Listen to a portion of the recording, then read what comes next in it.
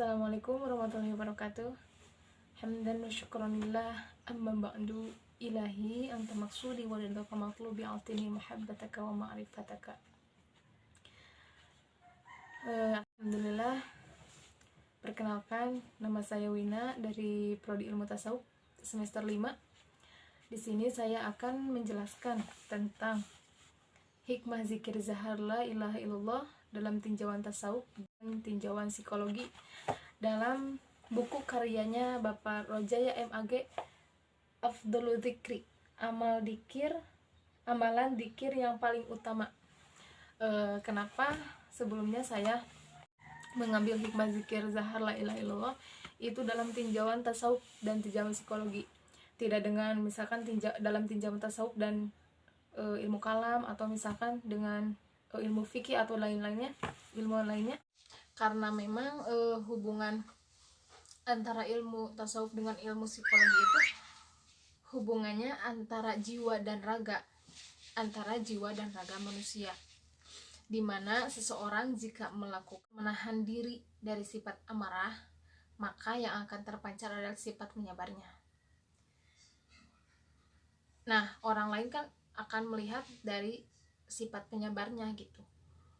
Nah, adanya keterkaitan antara jiwa dan raga dalam pembahasan tasawuf inilah yang menjadikan tasawuf itu hubungannya erat dengan psikologi yang banyak membahas tentang jiwa.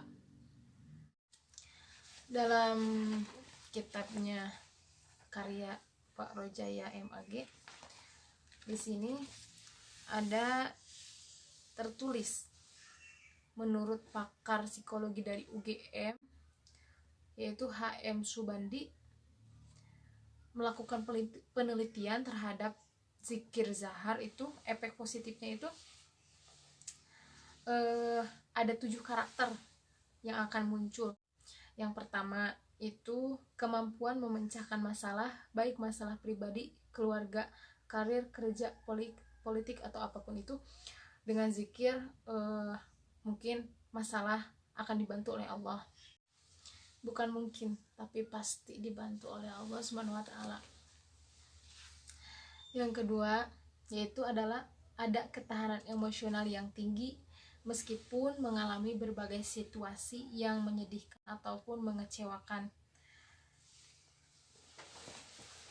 Jadi mampu menahan emosi.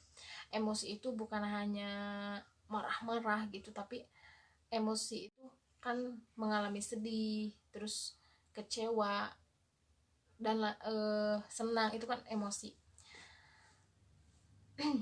gitu. Yang ketiga ada ketenangan batin.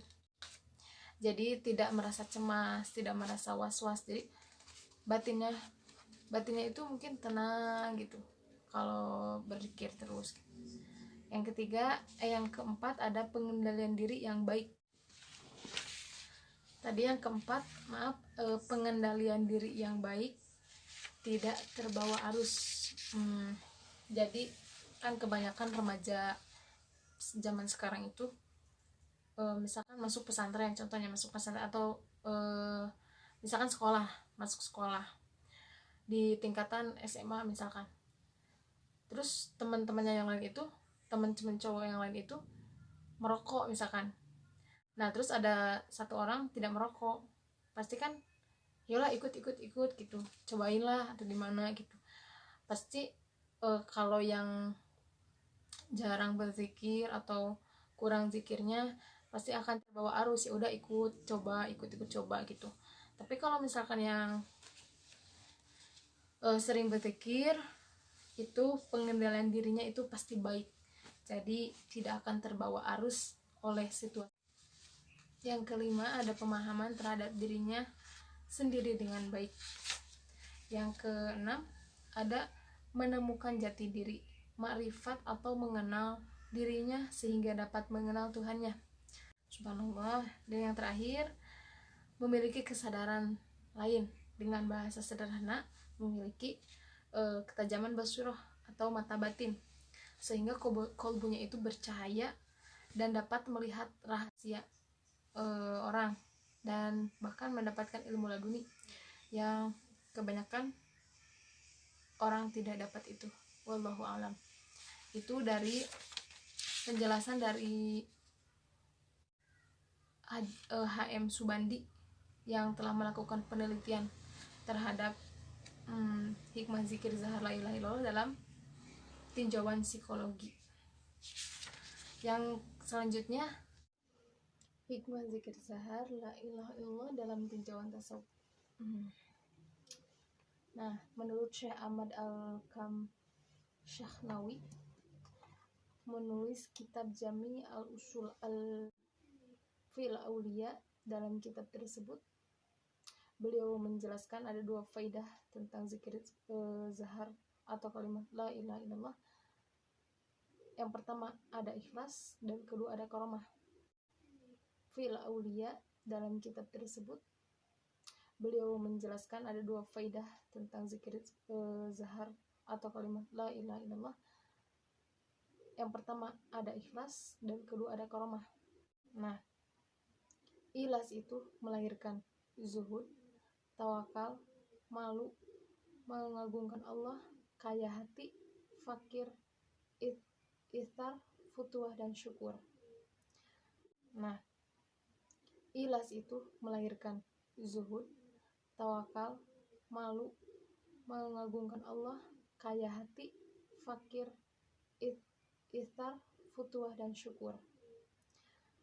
Orang-orang yang merutinkan zikir la ilallah akan ikhlas dan mempunyai sifat-sifat mulia yang tadi disebutkan itu.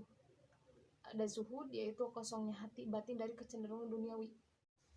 Yang kedua ada sifat dermawan, karena keyakinan yang mendalam bahwa Allah itu Maha Pemberi rezeki, dan harta yang dititipkan oleh Allah kepada kita itu adalah titipan, semuanya hanya titipan dari Allah.